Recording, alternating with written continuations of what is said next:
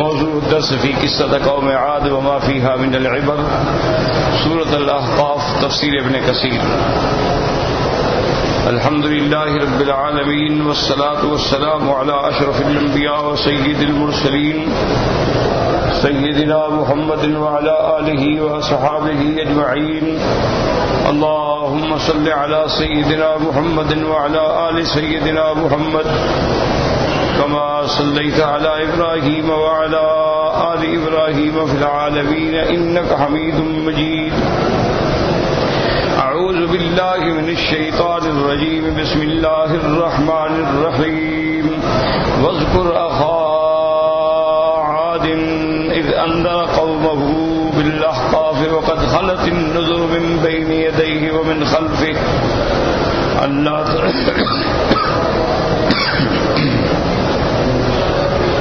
ألا تعبدوا إلا الله إني أخاف عليكم عذاب يوم عظيم.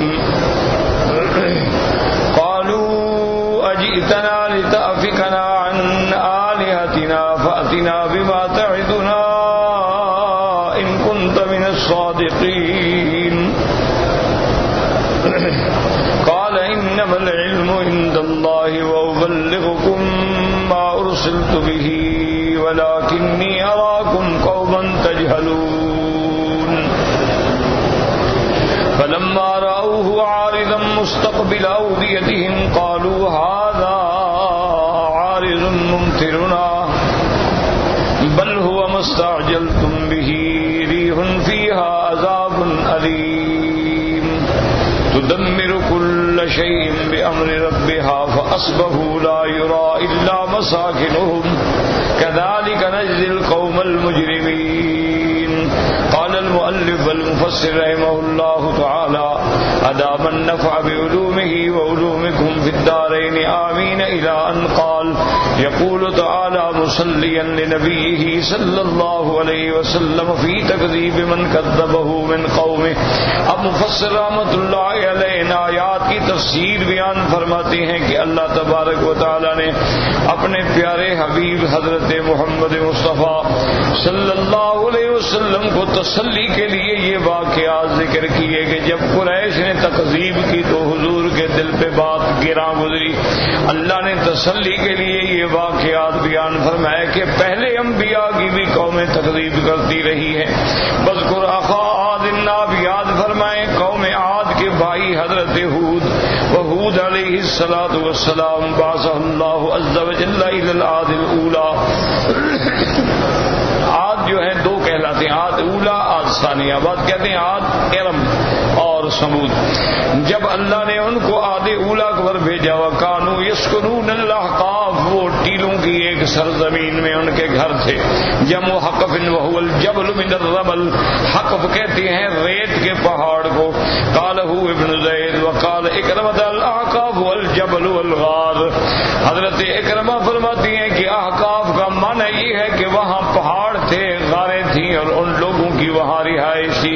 وقال علی بن ابی طالب رضی اللہ تعالی عنہ، حضرت علی فرماتی ہیں الاحقاف واد بحضرموت یدعى برہوت تلقى فیہ ارفاع الکفار. حضرت علی فرماتی ہیں کہ احقاف جو ہے ایک وادی ہے حضرموت. حضرموت یمن کے ایک مقام کا نام ہے، اسی کو برہوت کہا جاتا ہے. وہاں وہ کنویں ہیں زمین میں جن میں کفار کے ارواح کو ڈالا جاتا ہے. وقال قتادہ ذکرنا ان عادا كانوا حيا باليمن اهل رمل مشرفين على البحر بارض يقال لها الشهر. حضرت قتادہ فرماتی ہیں کہ قوم عاد جو ہے یہ ایک بڑی قوم تھی، بہت بڑا قبیلہ تھا یمن کے علاقے کے اندر، اور یہ جس جگہ رہتے تھے وہاں صحرا بھی تھا، وہاں ریت کے ٹیلے بھی تھے، اور اس کے بعد یہ یعنی بالکل دریا کے کنارے پر تھے. اس زمین کو شہر کہا جاتا تھا. قال ابن باب باب اذا دعا فلیبدأ بنفسه. حضرت ابن ماجہ مصنف ابن ماجہ رحمۃ اللہ علیہ نے اپنی کتاب میں باب باندھا ہے کہ جب بھی بندہ دعا کرے فلیبدأ بنفسه، پہلے اپنے لیے، اس کے بعد پھر اقارب ارحام احباب اور ساری امت محمد مصطفیٰ صلی اللہ علیہ وسلم کے لیے دعا کرے. حدثنا حسین بن علی الخلال قال حدثنا ابی قال حدثنا زید بن الحباب قال حدثنا سفیان قال حدثنا علی بن اسحاق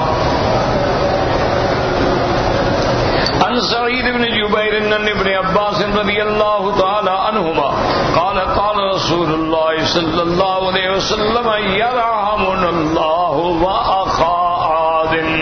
حضور پاک نے دعا فرمائی کہ اللہ ہم پر بھی اور حضرت ہود قوم عاد کے بھائی پہ بھی رحم فرمائے. تو اس سے مفسر محدث نے استدلال کیا کہ جب دعا کریں پہلے اپنے لیے اس کے بعد باقی لوگوں کے لیے دعا کریں. وقوله تعالی وقد خلت النذر من بين يديه ومن خلفه یعنی وقد ارسل اللہ تبارک و تعالی الى من حول بلادهم بالقرى مرسلین ومنذرین. اللہ نے فرمایا آپ سے پہلے آپ کے سامنے ہم نے بہت پیغمبر بھیجے اپنی اپنی قوموں میں. قوله عز وجل فجعلناها نكالا لما بين يديها وما خلفها. ہم نے پھر عذاب کے بعد ان کو عبرت بنا لیا اپنے آگے والوں کے لیے بھی اور پیچھے والوں کے لیے بھی. وقوله جل وعلا فإن أعرضوا فقل أنذرتكم صاعقة مثل صاعقة عاد وثمود إذ جاءتهم الرسل من بين أيديهم ومن خلفهم ألا تعبدوا إلا الله إني أخاف عليكم عذاب يوم عظيم. اگر وہ اعراض کریں میرا مدنی رحمت دو عالم اگر مکے والے اعراض کریں اسلام نہ لائیں ایمان نہ لائیں ان کو بتا دو کہ میں تم کو ڈرا رہا ہوں اس بجلی کی چمک سے یا صاعقہ مانا آواز کی کڑک سے یا بعض علماء فرماتے ہیں یعنی صاعقہ مانے آندھی ہے جیسے عاد و ثمود پہ آئی. اذ جاءتهم الرسل من بين ايديهم ومن خلفهم. ان سے پہلے بھی ہم نے پیغمبر بھیجے ان کے بعد بھی پیغمبر بھیجے اور سب پیغمبروں نے ایک ہی دعوت دی کہ اللہ تعبدوا الا اللہ کسی کی عبادت نہ کریں مگر اللہ تبارک و تعالی کی. انی اخاف علیکم عذاب یوم عظیم. پیغمبر نے اپنی قوم سے کہا میں تم پہ ڈرتا ہوں اس دن سے جس دن بہت بڑا عذاب تم پہ آنے والا ہے. اے قال لهم ہود ذلك فاجابه قومه قائلین. حضرت ہود نے جب ان کو اللہ کے عذاب سے ڈرایا تو قوم اتنی نڈر ہو چکی ہے اتنی بے حیا ہو چکی ہے کہ بجائے معافی مانگنے کے بجائے ڈرنے کے اور کہتے ہیں اجئتنا لتافکنا عن آلہتنا. کہنے لگے سدنا عن آلہتنا تم اسی لیے آئے ہو کہ ہمیں اپنے باپ دادے کے طریقے سے ہٹا دو ہمیں اپنے ان خداؤں سے تم دور کر دو. فاتنا بما تعدنا ان کنت من الصادقین. لے آؤ جس عذاب سے تم ہمیں ڈراتے ہو اگر سچے ہو اور وہ عذاب تمہارے ہاتھ میں ہے تو لے آؤ ہم پر عذاب کرو. استعجلوا عذاب اللہ وعقوبتہ واستبعاد منہم وقوعہ کقولہ جل تضبطہ. انہوں نے عذاب کی جلدی اس لیے کی کہ ان کو یقین ہی نہیں تھا نہ حضرت ہود پر نہ حضرت ہود علیہ السلام کی باتوں پر. اس لیے انہوں نے کہا کہ جلدی سے عذاب لے کے آؤ جو عذاب ہم پہ آنا ہے. جیسے فرماتے ہیں یستعجل بہا الذین لا یؤمنون بہا. اللہ فرماتے ہیں عذاب کی جلدی وہی مانگتے ہیں جن کا ایمان نہیں ہے. جن کا اللہ بے ایمان ہے وہ جانتے ہیں کہ اللہ جب چاہے عذاب بھیج کے فنا کر دے. آپ نے فرمایا قال انما العلم عند اللہ. حضرت ہود علیہ السلام نے فرمایا کہ ظالم و علم اللہ کے پاس ہے. میں نے تو اس کے فرمان کے مطابق تمہیں ڈرا دیا ہے. اب عذاب کب آئے گا کس دن آئے گا یہ اللہ کے سوا کوئی نہیں جانتا. میں عالم الغیب نہیں ہوں. اے اللہ اعلم بکم. اللہ جانتے ہیں ان کنتم مستحقین تعجیل العذاب فذلک بکم واما انا من شانی انی ابلغکم ما ارسلت به. میرا اللہ جانتے ہیں اگر تم جلد عذاب کے مستحق ہو تو پھر اللہ جلدی عذاب دے دیں گے. میرا کام تو نبوت اور رسالت ہے اللہ کا پیغام پہنچانا ہے. ولکنی اراکم قوما تجہلون اے لا تاکرون لا تفہمون. فرمایا لیکن میں دیکھتا ہوں کہ تم بڑی جاہل قوم ہو. تمہیں کوئی فہم نہیں تمہیں کوئی عقل نہیں. تم اللہ اللہ کے عذاب سے بھی نہیں ڈر رہے ہو. اب اللہ فرماتے ہیں پھر انجام کیا ہوا ایسی قوموں کا. فلما رأوه عارضا مستقبل اودیتهم اے لما رأوا العذاب مستقبلهم، جب وہ بادل ان کے سامنے آئے اعتقدوا انه عارض ممطر، انہوں نے یہ سمجھا کہ یہ بادل ہے، یہ برسے گا، پانی آئے گا، ندی نالے بھر جائیں گے، ہماری کھیتیاں بڑھ جائیں گی. انہوں نے فرحوا فاستبشروا به، اور خوش ہو گئے، ایک دوسرے کو مبارک دینے لگے. دیکھو کیسے سیاہ بادل آیا ہوا ہے. یاد رکھو صحیح حدیث مبارک میں آتا ہے، میرے آقا رحمت دو عالم سیدہ عائشہ رضی اللہ تعالی عنہا فرماتی ہیں کہ جب بادل آتے تھے گر گر کے تو حضور پاک پریشان ہو جاتے تھے. کبھی آپ گھر کے باہر جاتے، کبھی اندر آتے، کبھی باہر جاتے، کبھی اندر آتے. میں نے پوچھا یا رسول اللہ صلی اللہ علیہ وسلم، لوگ بادلوں کو دیکھ کے خوش ہوتے ہیں، آپ نے فرمایا پتہ نہیں شاید میری قوم پہ کوئی اللہ کا عذاب اس بادل کی شکل میں نہ آ جائے جیسا کہ پہلی قوموں پہ آیا ہے.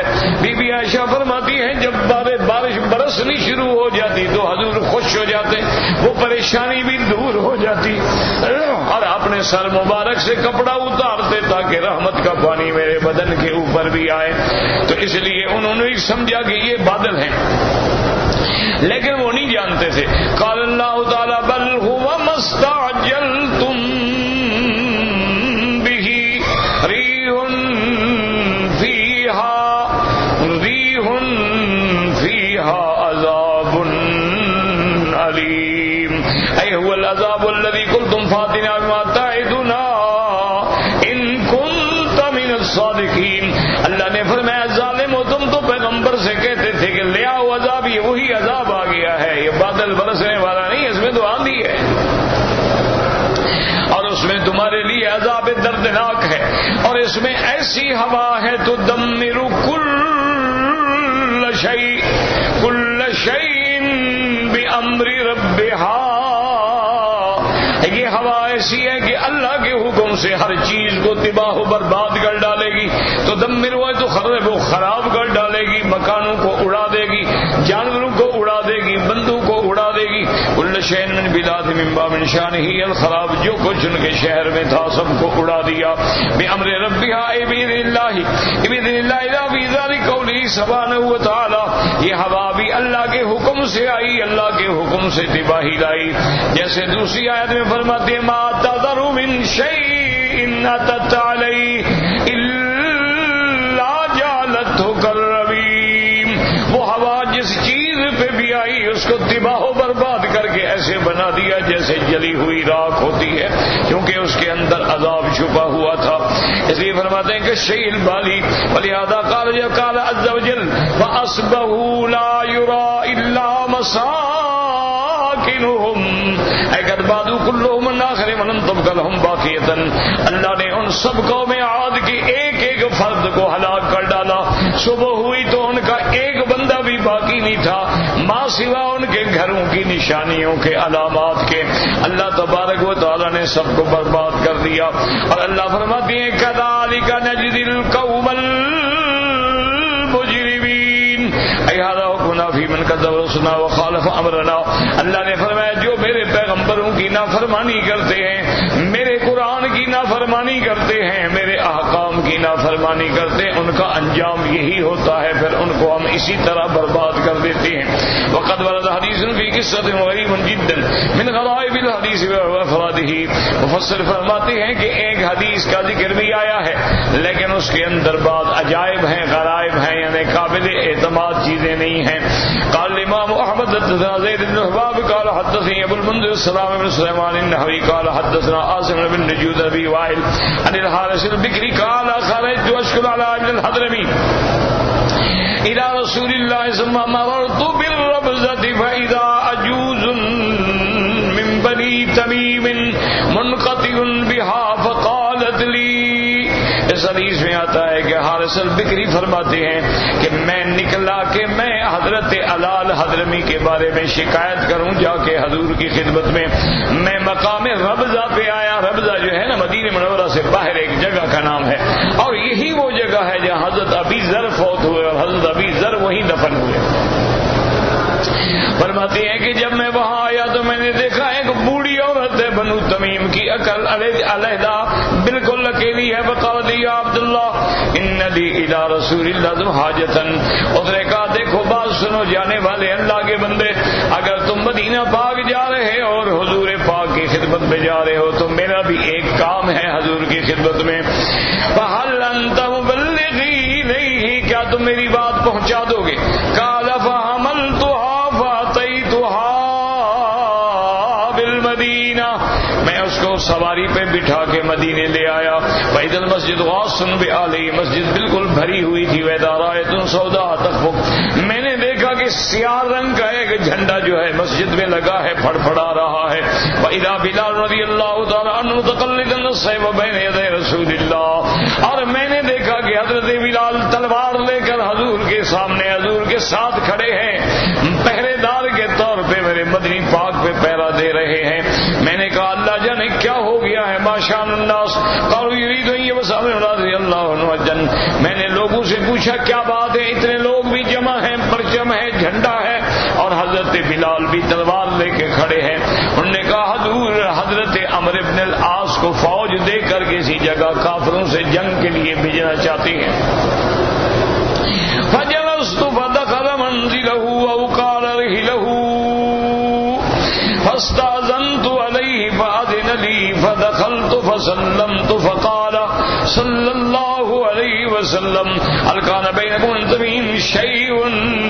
جب حضور فارغ ہو گئے اپنے گھر میں تشریف لے گئے, میں نے جا کے اجازت مانگی. حضور نے مجھے بلا لیا اور میں آپ کے پاس بیٹھا, صلاۃ و سلام عرض کیے. حضور نے فرمایا کہ تم کیسے آئے ہو, کیا تمہارا اور بنو تمیم کے درمیان میں کوئی جھگڑا تھا؟ قلت نعم وكان الله دار عليهم ومررت بعجوز من بني تميم كثير بها فصارتنا من إليك وهي بالباب فأذن لها. انہوں نے کہا کہ ہاں یا رسول اللہ, ہمارے اور ان کے درمیان میں اختلاف تھا, لیکن ان پہ اللہ کی طرف سے ایسا عذاب آ گیا, وہ ختم ہو گئے. ایک بوڑھی عورت بچی ہوئی تھی, اس نے مجھے کہا کہ حضور کے پاس لے چلو, اس کو میں لے آیا ہوں. فإذا هي بالباب, میرے مدنی سرکار وہ دروازے پہ بیٹھی ہے. حضور نے فرمایا اجازت ہے اس کو بھی بلا لو. فقلت یا رسول اللہ سمعت ان تجد بین وبین تمیم حاجزا فاجعل الدهنا فحميت العجوز واستوفزت وقالت یا رسول اللہ فإذا أين يضطر مضطرك.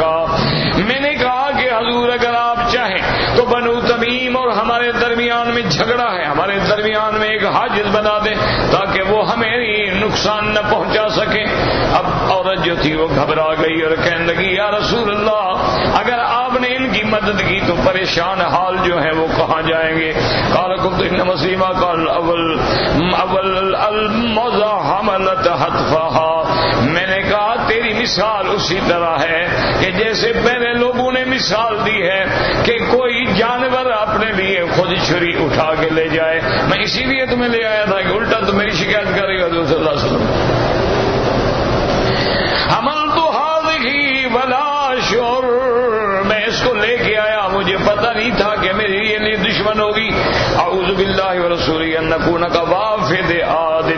میں نے کہا اللہ تیری پناہ مانگتا ہوں کہ میں وافد عاد کی طرح نہ بنوں.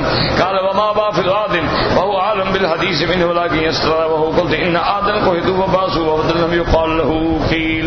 ومر بمعاوذ بكر وقام عنده شهرا يسقي الخمر غنيه جاريتان يقال لهما الجرادتان فلما بدا الشهر خرج الى جبال بحرتا. لوگوں نے قوم عاد نے ایک وفد بھیجا تھا کہ ہمیں قحط پڑ گئی ہے, ہمارے پاس کھانے کے لیے نہیں ہے, ہماری مدد کی جائے. وہ وفد جو ہے آیا تو معاویہ بن بکر کے پاس ٹھہر لیا. 1 مہینہ وہی بیٹھے رہے, شرابیں پیتے رہے اور جاریہ گانے والوں کے گانے سنتے رہے.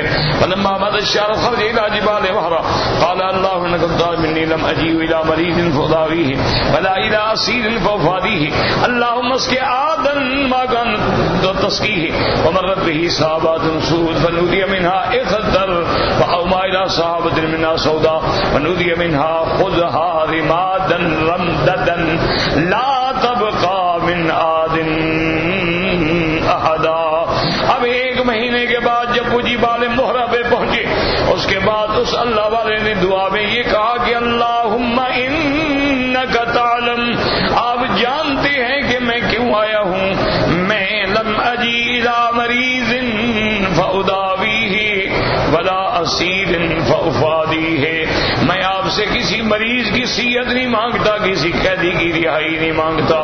اللہم اسق عادا ما کنت تسقیہ, یا اللہ عاد کو پلا جو چیز بھی آپ ان کو پلانا چاہتے ہیں.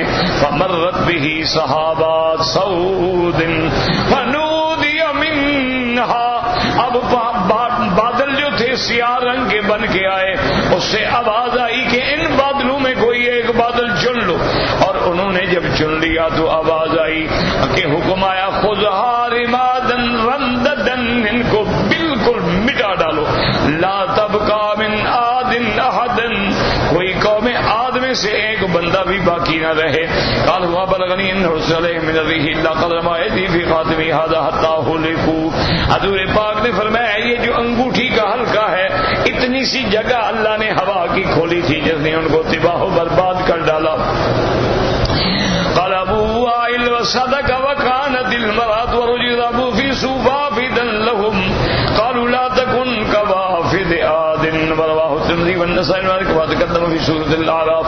اس لیے لوگوں کے ہاں مثال بن گئی کہ بھئی تم ایسا وفد نہ بننا جیسے قوم عاد کا وفد آیا تھا کہ شرابیں پیتے رہے اور اس کے بعد اس وقت پہنچے جب تباہی و بربادی ہو گئی. وقال الامام محمد حدثنا هارون قال اخبرنا ابو حفص قال اخبرنا ان والنبي حدثنا سليمان بن سار ان عائشة رضي الله تعالى عنها انها قالت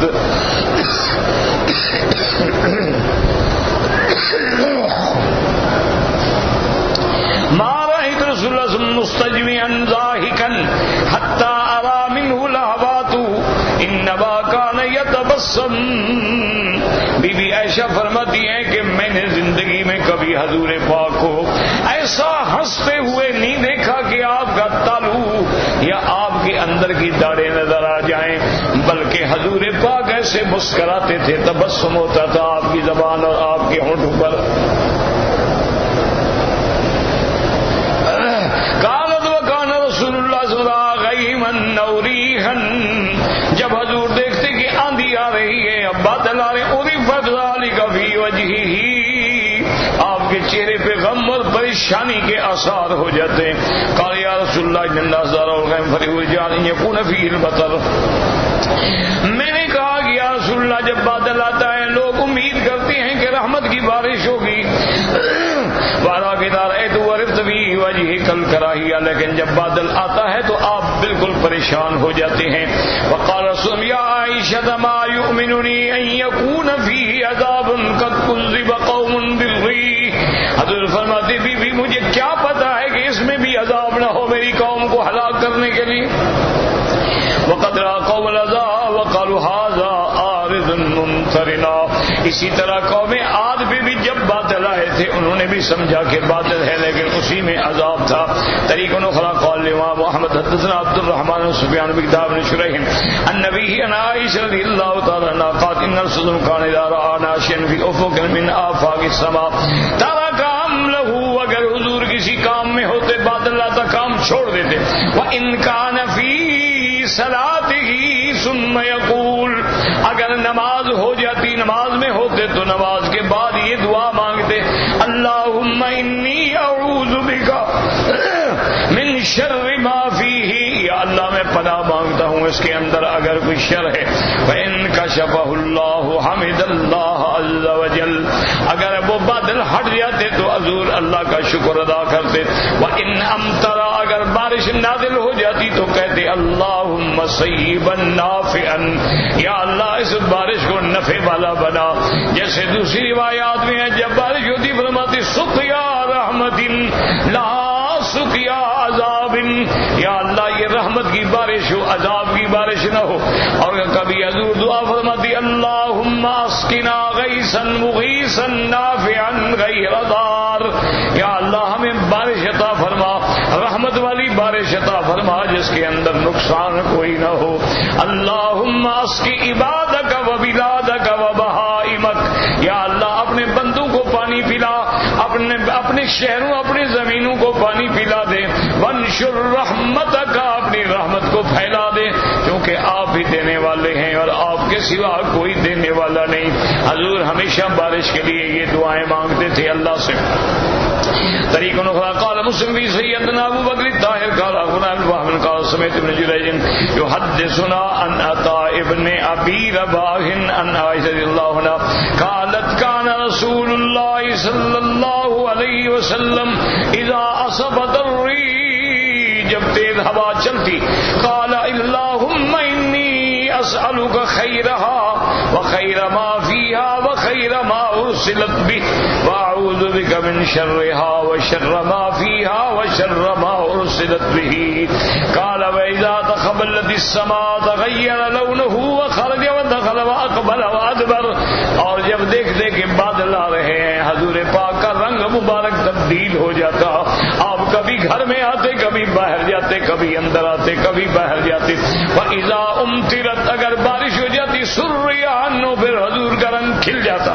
فعرف سنا اللہ عائشہ کما قال قوم لوط بی بی عائشہ نے پوچھا تو حضور نے فرمایا ہو سکتا ہے کہ ان بادلوں میں عذاب ہو جیسے اللہ نے قصہ عاد میں فرمایا فلما رأوه عارض ممطرنا مستقبل اودیتهم قالوا هذا عارض ممطرنا وقد ذكرنا قصة قوم عاد في سورة الأعراف وهود باغدانياتي هاونا والله تعالى الحمد والمنة.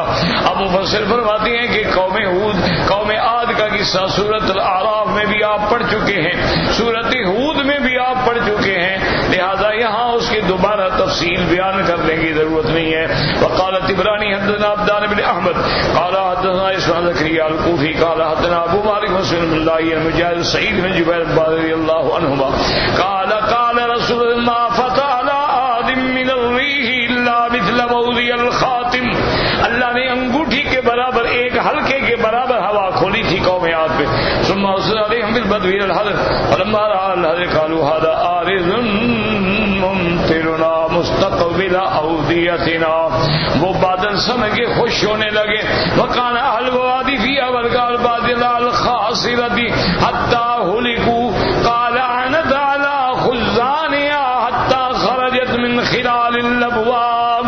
اور پھر اللہ تبارک و تعالی نے اہل اعراب اور اہل بوادی کو اٹھا کے ان کے اوپر مار دیا سب کے سب برباد ہو گئے. اور بعض علماء فرماتی ہیں کہ اللہ نے جب ہوا کو کھولا تو ہوا کے خزانے پہ جو فرشتے ہیں ہوا تیزی سے اتنے غلبے سے نکلی کہ زیادہ اللہ تبارک و تعالیٰ کے حکم سے زیادہ نکلی اور تباہی کا ذریعہ بن گئی. اللہ تبارک و تعالیٰ پوری امت اسلام کو عذاب سے بچائے. اس کی وجہ یہ ہے کہ انشاءاللہ آج سبق جو ہے روک دیے جائیں گے. کل جمعرات ہے چھٹی ہوگی اور انشاءاللہ جمعہ کے دن سے مغرب کے بعد پھر حجاج کرام کی خدمت کے لیے درس کے بجائے تقریر واعظ کا سلسلہ شروع ہوگا. اللہ تبارک و تعالی کامیاب فرما دے اور اپنی رضا کے لیے اخلاص کے ساتھ ہمت قوت دے کہ ہم زیادہ سے زیادہ حجاج کرام کی خدمت کر سکیں, انہیں عقائد پر احکام پر مسائل پر حج کے لیے عمرے کے لیے تیار کر سکیں تاکہ اگر کسی ایک بندے کو بھی ہدایت مل جائے اور کسی ایک بندے کا بھی حج صحیح ہو جائے تو الحمدللہ نجات کا ذریعہ بن جاتا ہے.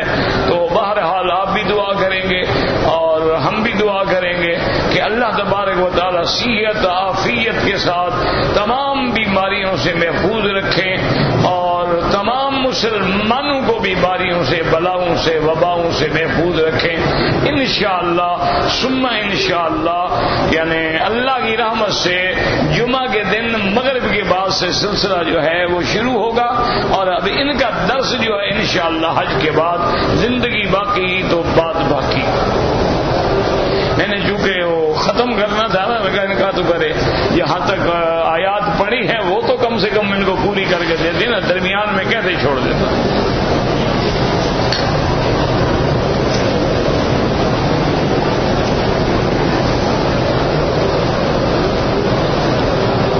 کہتے ہیں جی کہ نماز میں مقام ابراہیم پہ پڑھ رہا تھا، میرے آگے عورت تھی، میں نے اپنے آگے بیگ رکھ لیا، بالکل ٹھیک ہے۔ حاجی صاحبان گزارش یہ ہے کہ تھوڑا سا بھی آپ اگر سمجھیں نا تو کوئی مشکل ہی نہیں،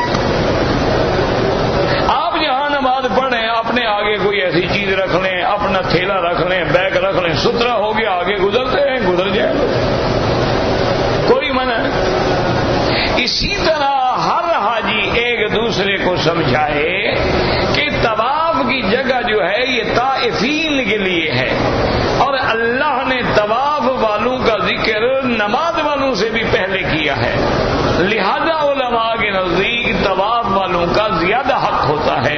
تو آپ نے جب فرض نماز پڑھ لی ہے، سلام پھیر کے بالکل پیچھے ہٹ جائیں، آرام سے سکون سے تسبیحات پڑھیں، دعا کریں، بعد میں سنتیں پڑھیں، نفل پڑھیں، طواف کی جگہ کو فوراً خالی کر دیں، کیونکہ سلام پھرنے کے بعد انہوں نے تو طواف کو کنٹینیو کرنا ہے، وہ کیا کریں، انہوں نے تو جاری رکھنا ہے۔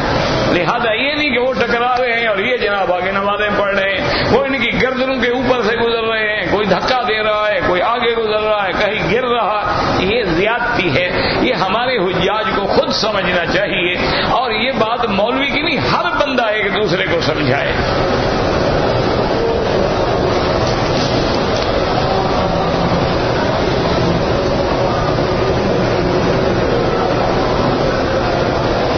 کہتے جی کہ میں عمرے کے لیے گیا تھا،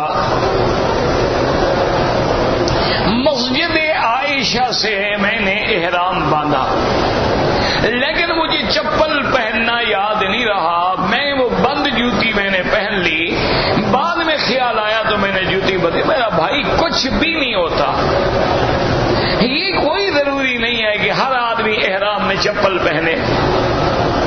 مسئلہ یہ ہے کہ یہ جو گٹے ہوتے ہیں نا یہ ظاہر ہو، اور امام ابو حنیفہ فرماتے ہیں یہ اوپر والی ہڈی بھی ظاہر ہو، لہذا اگر آپ نے مکیشن پہنا ہوا ہے یا جیسے پنجاب کے علاقے کے جوتے ہوتے ہیں وہ پہنے ہوئے ہیں، کوئی مسئلہ، سلیم شاہی پہنی ہوئی ہے، کوئی مسئلہ نہیں، ضروری نہیں ہے کہ چپل ہر حال میں ہو۔ یہ تو ایک عادت ہو گئی ہے کہ جی چپل میں سارا پاؤں کھلا رہے گا، بالکل ٹھیک ہے، لیکن چپل میں کئی مشکلات ہیں۔ اگر آپ کسی سڑک پہ حج میں گزر رہے ہیں، وہاں پانی کھڑا ہے، تو انشاءاللہ آپ کی چپل سے آپ کا احرام بھی گندا، اور چار جو ساتھ گزرے ان کا احرام بھی برباد۔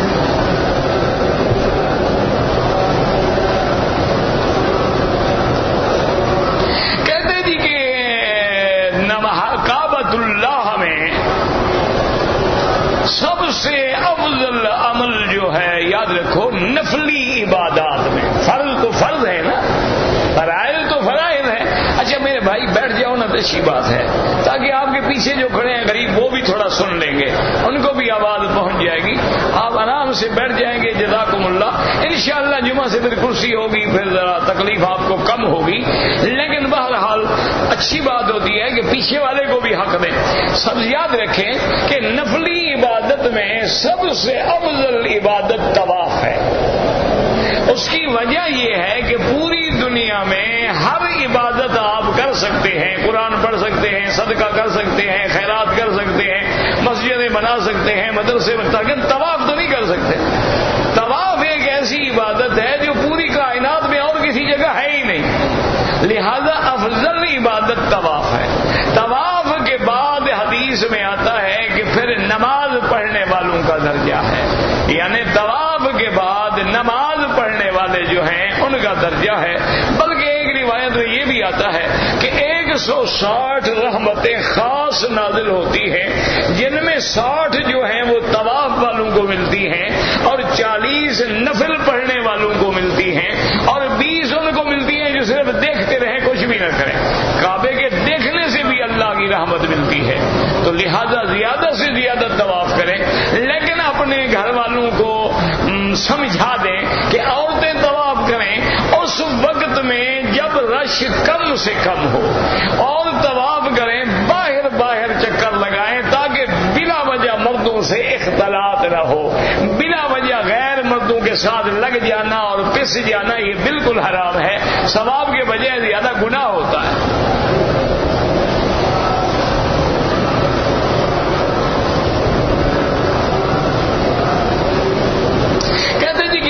یہاں مقیم ہے تو قربانی، بالکل میرا بھائی، قربانی الگ چیز ہے، یاد رکھو۔ حج تمتع کی بکری الگ ہے، وہ قربانی جو ہمیشہ ہم اپنے ملک میں کرتے ہیں صاحب نصاب، وہ الگ ہے۔ تو اب معنی یہ ہے کہ 2 ہو گئی۔ اب حاجی کو چاہیے کہ ایک بکری جو قربانی والی ہے اس کے لیے اپنے ملک میں کسی کو وکیل بنا دے کہ بھی میری بکری وہی ذبح کر دو، اور حج کی بکری تو ہر حال میں یہاں مکے میں اور حرم میں ذبح ہونی ہے، تو اس کو فائدہ ہو۔ اگر بفرض محال کوئی حاجی پیچھے بندہ ہی نہیں، کوئی انتظام بھی نہیں، اللہ نے پیسہ دیا ہے تو وہ قربانی بھی یہی کر دو، تو 1 کا 1,00,000 کا ثواب ملے گا۔ اگر نہیں کر سکو گے تو گناہ نہیں ہوگا، چاہے تم 15 دن لگاؤ یا کتنا لگاؤ، آخر انجام مسافر ہو۔ یہ تمہارا وطن اصلی نہیں ہے، وطن اقامت ہے۔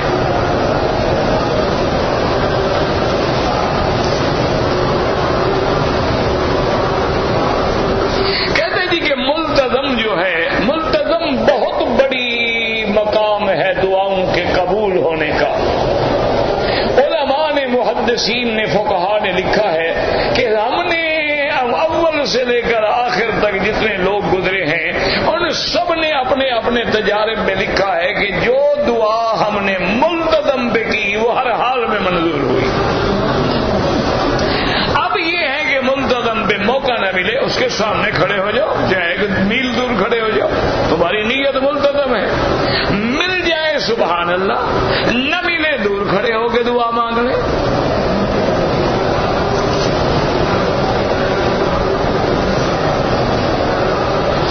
عمرے کے لیے 1 2 3 یا 11 پتہ نہیں کیا لکھا ہے، بھائی پہلے 3 چکروں میں کندھا بھی ننگا رکھے اور رمل بھی کرے، باقی میں ضرورت نہیں ہے۔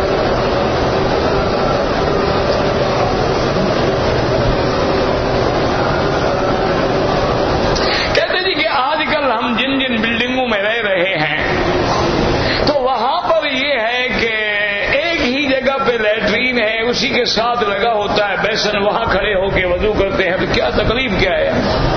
یہاں فلیش ہے، فلش کی صاف ہوگی، بات ختم ہو گئی۔ اور کوئی گندگی تو نہیں پھیلی ہوئی نا کہ تم گندگی پر پاؤں رکھ کے وضو کر رہے ہو۔ یہ تو کوئی مسئلہ نہیں ہے کہ ایک جگہ پہ جناب ہم پیشاب بھی وہی کریں اور غسل بھی نہیں فرمائیں۔ حاجی صاحب آپ کے پیٹ کے اندر کیا کیا کھڑا ہے؟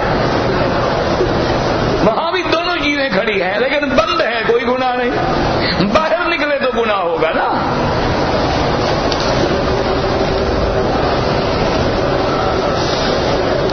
بوسکی کا کپڑا جو ہے وہ پہننا جائز ہے، بالکل جائز ہے، وہ کوئی ریشم ویشم نہیں ہے۔ مردوں کے لیے حضور نے ریشم حرام کی، آپ نے 2 چیزیں لی، ایک ہاتھ میں ریشم کا ٹکڑا، ایک میں سونے کا ٹکڑا، فرمایا ہذان حرامان علی ذکور امتی، یہ 2 چیزیں میری امت کے مردوں پہ حرام ہیں۔ سونا پہننا بھی حرام، یعنی سونے کی انگوٹھی ہے، سونے کی چین ہے، سونے کی گھڑی ہے، سونے کا قلم ہے، سونے کا برتن کھانے کے ہیں، سب حرام ہے مردوں کے لیے۔ عورت کے لیے سونا بھی جائز ہے۔ اور ریشم کا کپڑا، وہ ریشم میرا بھائی جو کیڑے سے نکلتا ہے وہ ریشم ہوتا ہے، یہ تو مصنوعی کیمیکل کا بنا ہوا ہے، یہ ریشم کہاں ہے؟ ریشم ہو تو تمہیں 10 ریال میٹر مل جائے، ریشم تو تمہیں 400 ریال میٹر بھی نہیں ملے گا۔ ابھی بھی آپ دکانوں سے جا کے پوچھیں نا کہ 100% جو سلک ہے، پیور سلک، وہ ہمیں دکھاؤ اٹالین کی یا سوئٹزرلینڈ کی، تو انشاءاللہ 400 500 600 ریال کا 1 میٹر ہوگا، وہ حرام ہے۔ یہ تو ربڑ کے کپڑے سارے.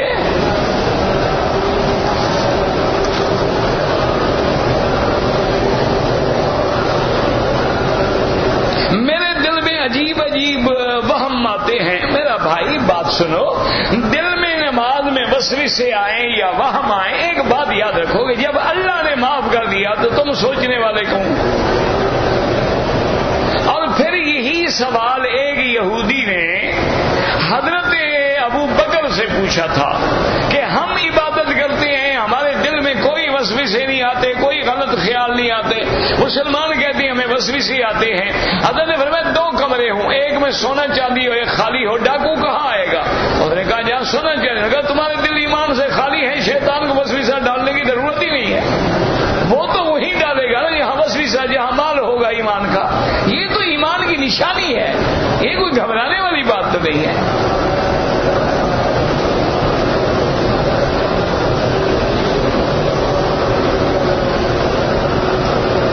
نام کا معنی تو ہے یہ تمہارے دل میں, یہ سارا تمہارا ایک وہم ہے. تم کسی سائیکٹرسٹ ڈاکٹر کے پاس جا کے گولی شولی لے لو, انشاءاللہ ٹھیک ہو جاؤ گے. ایسے وہم کا کیا علاج ہے بھائی؟ وہم کا علاج تو کہتے ہیں لقمان کے پاس بھی نہیں تھا, تو مولوی مکی کیا کرے گا؟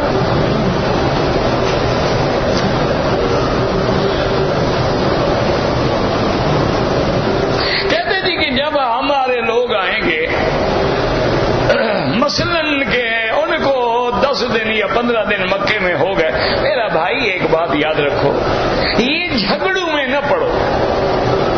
امام شافعی اور امام احمد بن حنبل فرماتے ہیں کہ مکے والا بھی اگر حج پہ جائے تو نماز قصر پڑے. وہ کہتے ہیں کہ حضور پاک نے 2 رکعت پڑھی ہے, لہذا حاجی جو ہے ہر حال میں قصر پڑے. لیکن امام ابو حنیفہ فرماتے ہیں حج الگ فرض ہے, نماز الگ فرض ہے. حج کے احکام الگ ہیں, نماز کے احکام الگ ہیں. اگر وہ مقیم ہے یا 15 دن سے زیادہ ہے, لیکن جب مینا عرفات کے نکلے گا پھر مسافر ہو جائے گا. تو اگر وہ مقیم ہے تو وہ پوری نماز پڑھے. ان سے پوچھا گیا کہ حضور پاک نے تو 2 پڑھی ہیں. انہوں نے فرمایا حضور تو مدینے سے آئے تھے, حضور تو مسافر تھے. آپ ہمیں ایک آدمی بتلائیں جو مکے کا تھا اور اس نے 2 پڑھی. ایک دفعہ حضرت عثمان نے وہاں 4 رکعت پڑھی, تو صحابہ نے اعتراض کیا کہ حضرت آپ یہاں 4 رکعت پڑھنے کا, میں نے مکے میں شادی کر لی ہے, اب مکہ میرا گھر بن گیا, میں مسافر تھوڑا ہوں. تو امام ابو حنیفہ فرماتے ہیں کہ وہ پوری پڑھے, اور امام احمد بن حنبل اور امام شافعی فرماتے ہیں کہ وہ قصر پڑھے. تم ان جھگڑوں میں قطعاً نہ پڑھو, نہ بلا وجہ اپنے حج خراب کرو, نہ پریشان ہو. اللہ تمہیں مسجد میں پہنچا دے, امام قصر پڑھائیں گے ان کے ساتھ پڑھ لو, کوئی فرق نہیں پڑتا ہے, کوئی کفر اسلام کا جھگڑا نہیں. اور اگر تم اپنے مسلک پہ سختی سے پابند ہو تو ہر مکتب میں نمازیں ہوں گی, جماعتیں ہوں گی, ہر مسلک کے امام ہوں گے, اپنے امام کے ساتھ پڑھ. یہ کوئی ایسے مسائل نہیں ہے کہ جن سے کوئی جھگڑا ہو. ایک آدمی حج بدل کے لیے آئے ہیں, وہ حج بدل کرے, اپنے لیے بھی اگر وقت ملے تو عمرہ کر سکتا ہے. لیکن حج بدل حج تمتع اگر کر رہا ہے تو شرط یہ ہے کہ جس بندے نے حج کا کہا ہے وہ اجازت دے کہ بھئی تم تمتع کر لو, اور پھر وہ تمتع کی بکری کے پیسے بھی برداشت کرے. اگر وہ نہ کرے, اجازت دے دے, تم تمتع کر سکتے ہو, لیکن بکری تمہیں اپنے حساب سے دینی ہوگی. طواف زیارت پہلے نہیں ہو سکتا ہے, یعنی تم حج کرنے آئے ہو, جان چھڑانے آئے ہو, تو کل ایسا کرو, میرا مشورہ ہے کہ سیدھا کل عرفات چلے جاؤ, نہ رش ہوگا نہ کچھ, حج کر کے گھر آ جاؤ. بکری پرسوں ذبح کر لو اور دوستوں کے ساتھ کباب بنا کے کھاتے ہو, حج ہو گیا. اللہ کے بندے حج پہ آئے ہو تو حج اپنے وقت پہ ہوگا. اب یہ کوئی بات ہے کہ کوئی بندہ گئے یار عشاء کی نماز پڑھ کے فجر کی پڑھ لو, پتہ نہیں نیند نہ کھلے, یہ کیا بات ہے؟ نمازوں کے بھی اوقات ہیں, حج کے بھی اوقات ہیں کہ 8 کو انشاءاللہ عرفات جانا ہے، رات ہم نے مزدلفہ میں گزارنی ہے، 10 تاریخ کو ہم نے جمرۃ العقبہ پہ کنگری مارنی ہے، پھر ہم نے قربانی کرنی ہے، پھر ہم نے سر مڈانا ہے، غسل کر کے کپڑے پہن کے پھر آگے طواف زیارت کرنا ہے۔ وہ 10 سے 11 12 کی شام تک، باقی ائمہ کے نزدیک 13 تک بھی ہو سکتا ہے۔ امام ابو حنیفہ فرماتے ہیں کہ 12 کی مغرب سے پہلے پہلے کر لے، ورنہ طواف تو ہو جائے گا لیکن دم دینی پڑے گی۔ ایک تو جھگڑوں میں نہ پڑو، دوسرا یہ اللہ کا گھر ہے، یہاں حنفی بھی ہیں، شافعی بھی ہیں، مالکی بھی ہیں، حنبلی بھی ہیں، علماء اہل حدیث بھی ہیں، ہر مسلک کی کتابیں بھی ہیں۔ تم کنفیوز ہو جاتے ہو، اپنے اپنے مسلک کی کتاب پڑھو، کسی جھگڑے میں پڑھنے کی ضرورت ہی نہیں ہے۔ سارے مذہب پر حق ہیں، یہ سارے تاراستے ہیں، اور منزل وہی ہے اللہ کا قرآن اور سنت رسول اللہ۔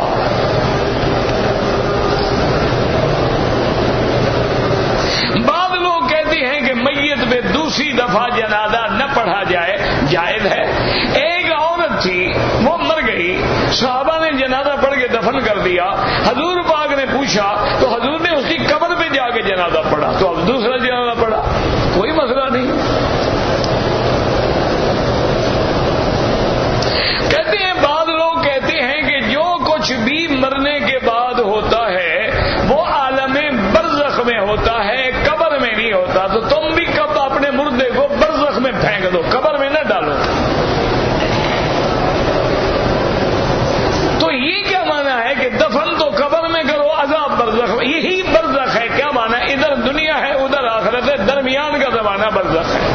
اب وہ قبر میں ہے تو برزخ ہے، اگر اس کو جانور کھا گئے تب بھی برزخ ہے، اگر وہ جلا دیا گیا تب بھی برزخ ہے۔ برزخ یہی ہے، اذا اماتہ فاقبرہ، اور حضور نے اذا القبور بعثرت، ہم قبروں سے کھڑے ہوں گے، برزخ سے تو کھڑے نہیں ہوں گے، اسی کو برزخ کہتے ہیں۔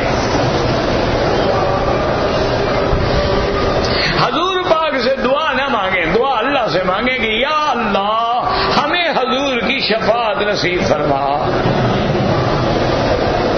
باقی دعا بھی بالکل براہ راست مانگیں۔ دیکھیں سارے قرآن میں دعائیں ہیں، اور حضور پاک نے جو طواف میں دعا مانگی ہے وہ کیا ہے؟ ربنا آتنا۔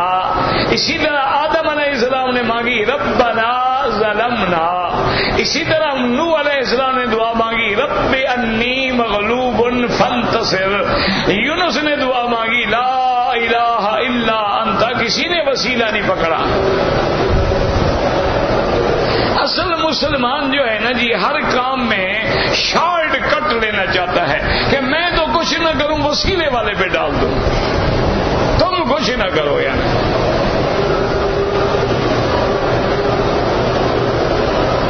یہ تو ابھی مسئلہ ہو گیا ہے۔ اگر کوئی فوت ہو گیا ان کے لیے حج کر سکتے ہو، موٹی بات، جب حج بدل ہو سکتا ہے تو عمرہ بھی ہو سکتا ہے۔ کسی کے لیے حج بدل ہو سکتا ہے تو عمرہ بھی ہو سکتا ہے، اور جب حج بدل اور عمرہ ہو سکتا ہے طواف بھی ہو سکتا ہے۔ حج میں طواف بھی تو ہوتا ہے نا۔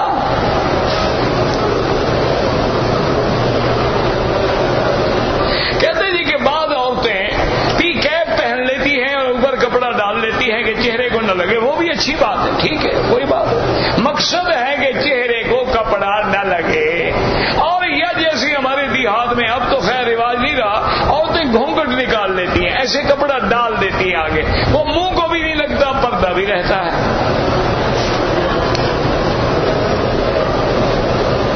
کہتے جی میرے سالے کی شادی ہے، اس کو میں زکوٰۃ کے پیسوں سے شادی کروں، زیورات لے کے دوں، ہاں بیوی کو جو خوش کرنا ہے، سالے سے کوئی ہمدردی نہیں، سالے سے کیا ہمدردی ہے، بیوی کو خوش کرنا چاہتے ہیں، دے زکوٰۃ رہے کہ اللہ بھی راضی بیوی بھی راضی، ماشاء اللہ۔ جناب سالے کو زکوٰۃ تو دے سکتے ہو، لیکن یہ تو زکوٰۃ کا معنی نہیں ہے کہ اس کو زیور بنوا دو اور کپڑے لے دو، جتنا دے سکتے ہو دے دو۔ یہ تھوڑا ہے کہ اس کو پھر صاحب زکوٰۃ بنا دو، یعنی اس کو 50,000 کے زیور لے کے دے دو، وہ تو پھر خود زکوٰۃ ادا کرے نا۔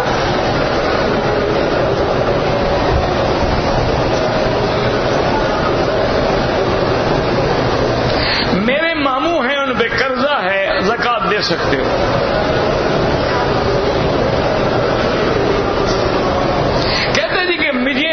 میں قطرے آتے ہیں، ہر نماز کے لیے نیا وضو کرو۔ کیا مانا؟ مغرب کو جو وضو کیا ہے، اب قطرے چاہے گرتے رہیں، آپ عشاء تک وہی وضو ہے، عشاء کے لیے پھر نیا وضو کریں، لیکن قطروں کو روکنے کے لیے نیچے کپڑا باندھیں تاکہ مسجد تو خراب نہ ہونا اللہ کی۔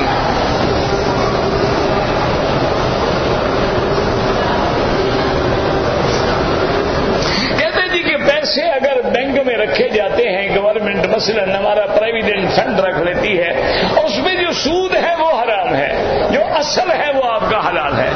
سود لے لیں اور غریبوں کو دے دیں، ثواب کی نیت نہ کریں۔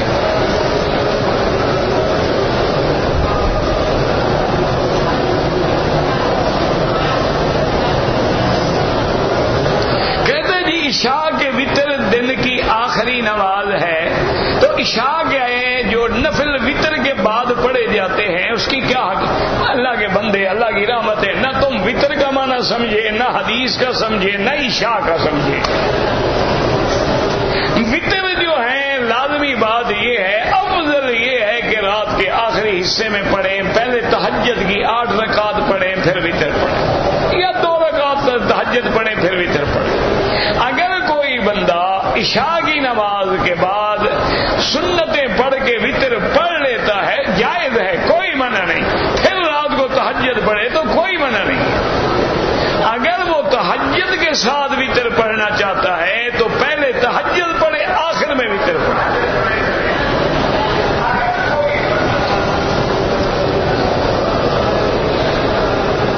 کہتا جی کہ عورت طواف کے وقت چہرہ ڈھانپ لے، بالکل ڈھانپ لے،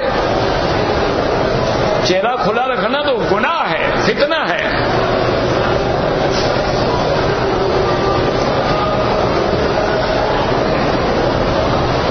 کہتے ہیں کسی آدمی نے عمرہ کیا، حجر اسود پر سبحان اللہ کہتا رہا، طواف ہو جائے گا، لیکن خلاف سنت ہے، پہلے کہیں بسم اللہ اللہ اکبر، باقی چکروں میں صرف اللہ اکبر، بسم اللہ بھی صرف پہلے چکر میں ہوتا ہے۔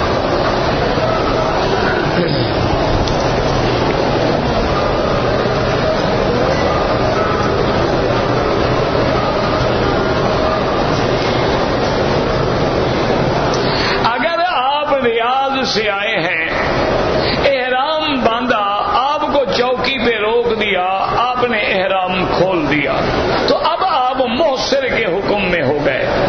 اب بغیر احرام کے آپ مکے آ گئے، آپ ایک دم بھی دیں گے، عمرہ بھی قضا کریں گے۔ جیسے حضور صلی اللہ علیہ وسلم کو جب روک دیا گیا تو آپ نے دم بھی دیا اور اگلے سال عمرہ بھی قضا کیا۔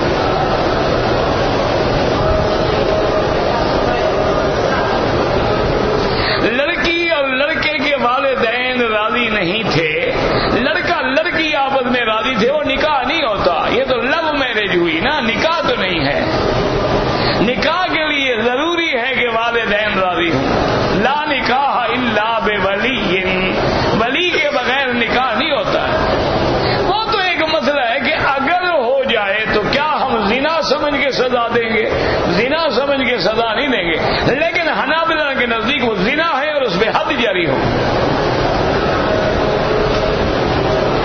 امام کو تنخواہ لینا جائز ہے، بالکل جائز ہے۔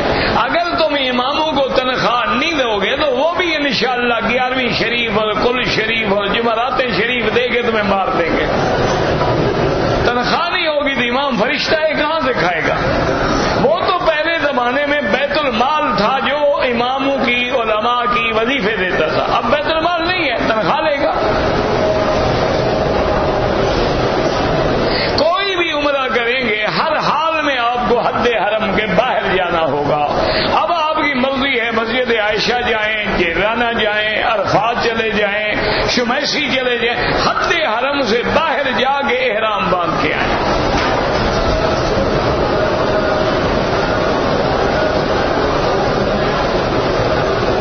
اگر آدمی نے صفا مروہ کر لیا، اتنے بال تھے اس نے اس طرح نہیں پھروایا، بال کٹوا لیے، کتنے کٹوائے؟ اگر سارے سر سے کٹوائے ہیں پھر تو ٹھیک ہے، اگر ٹک لگائے ہیں تو دم پڑ گئی۔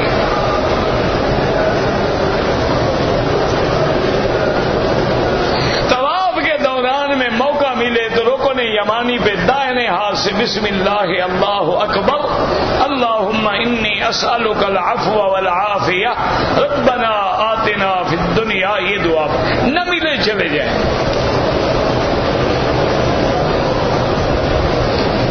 کہتے جی کہ انبیاء اور شہیدوں کے علاوہ تمام لوگوں کی لاشیں جو ہیں وہ قبر میں سڑ جاتی ہیں، کوئی ضروری نہیں، اللہ جس کو چاہیں حفاظت رکھیں، جس کو چاہیں نہ رکھیں، یہ تو اللہ کی مرضی۔ کئی قبریں ہیں کھولی گئیں تو پوری لاش موجود تھی، نہ وہ انبیاء تھے نہ وہ شہداء تھے۔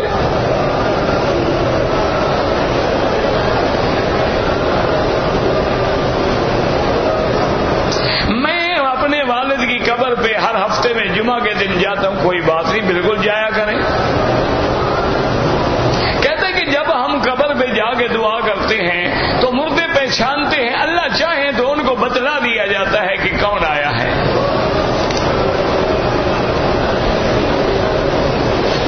کہتے ہیں جی کہ دعا مخل عبادت ہے، اور یہاں نماز کے بعد دعا نہیں مانگتے، غلط بات ہے، سب دعا مانگتے ہیں، صرف ہاتھ اٹھا کے کٹھے نہیں مانگتے، ورنہ ہر آدمی دعا مانگتا ہے۔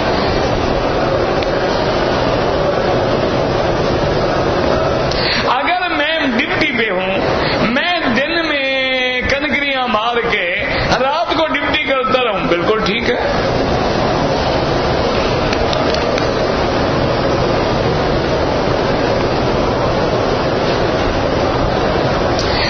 ایک عورت ہے، وہ کہتی ہے میں نے طواف کیا، میں صاف تھی، زمزم پیتے ہوئے مجھے احساس ہوا کہ شاید حیض آ رہا ہے، پھر حیض بھی آ گیا، تو اب پتہ نہیں شاید طواف کی حالت میں بھی مجھے حیض ہو۔ اس کا حل یہ ہے کہ جب پاک ہو جاؤ تو ایک دفعہ طواف دوہرا دو، یا اللہ اگر اس طواف میں واقعی میں پاک نہیں تھی تو اب اس کی قضا کر رہی ہے۔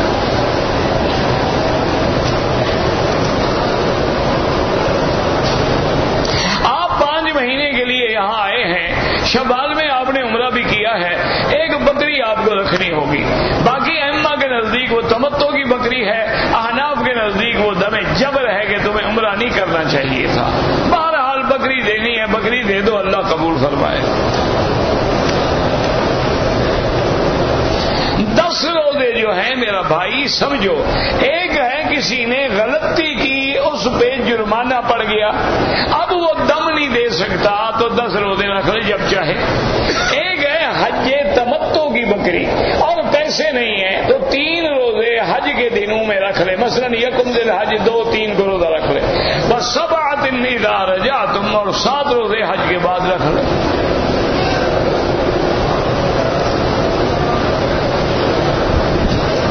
لبیک اللہم لبیک جو ہے وہ احرام کی حالت میں پڑھا جاتا ہے، عمرے میں جب آدمی آئے اور کعبۃ اللہ پہ نظر پڑے تو لبیک ختم، اسی طرح حج میں جب آپ کنکری ماریں گے تو لبیک پڑھنا ختم۔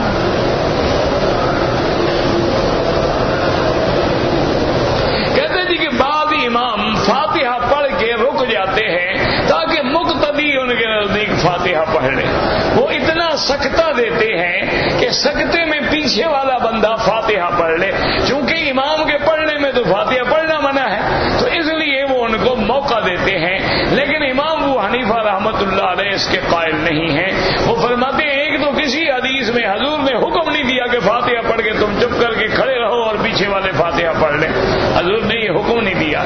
دوسری بات یہ ہے کہ جب ہم کھڑے ہیں کہ پیچھے فاتحہ پڑھ لیں تو گویا مقتدی امام بن گیا، ہم مقتدی اس کی انتظار میں کھڑے ہیں کہ وہ فارغ ہو تو ہم آگے پڑھیں، لہذا احناف کے نزدیک جو جائز نہیں ہے، لیکن باقی امام احمد بن حنبل کا ایک قول ہے کہ اتنا سکتہ دے دے کہ پیچھے لوگ فاتحہ پڑھ لیں۔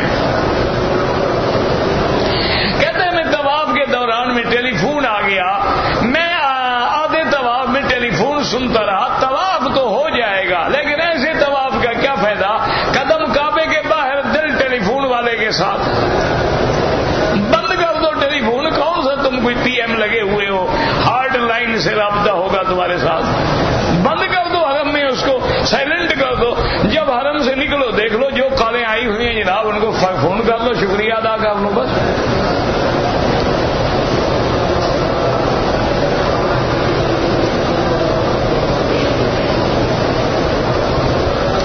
میرا بھائی رفع یدین کے بارے میں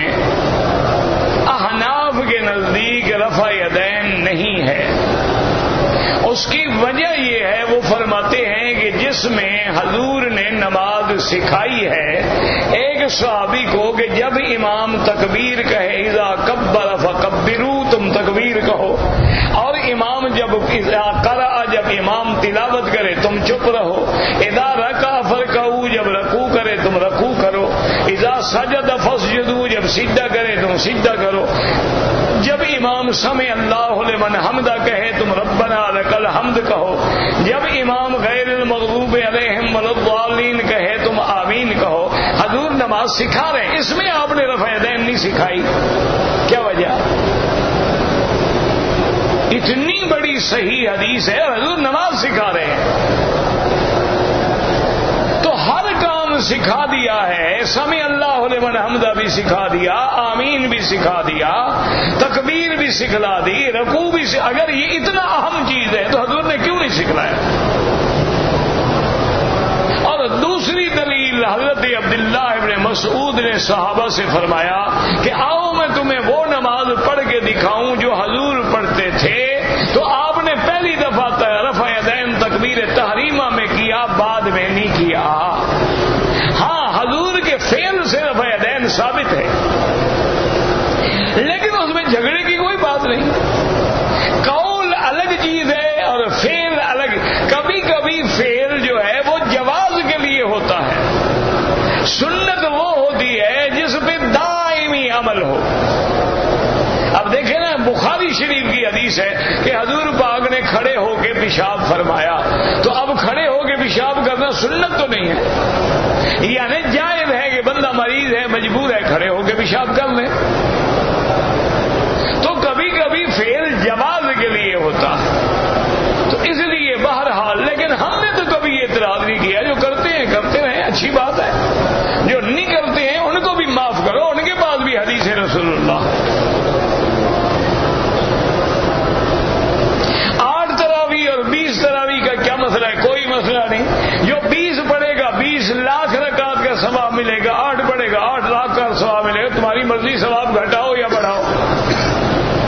اور جو حدیث تم نے 8 کے لیے پکڑی ہوئی ہے وہ تہجد کی حدیث ہے، وہ تراویح کی حدیث ہی نہیں ہے، اس میں لکھا ہے کان یصلی 4 حضور 4 رکعت پڑھتے تھے، 4 رکعت تو تراویح ہوتی ہی نہیں، تراویح تو 2 رکعت ہوتی ہے، اور وہ روایت بی بی عائشہ سے ہے، حضور گھر میں تو تہجد پڑھتے تھے، تراویح تو مسجد میں ہوتی ہے۔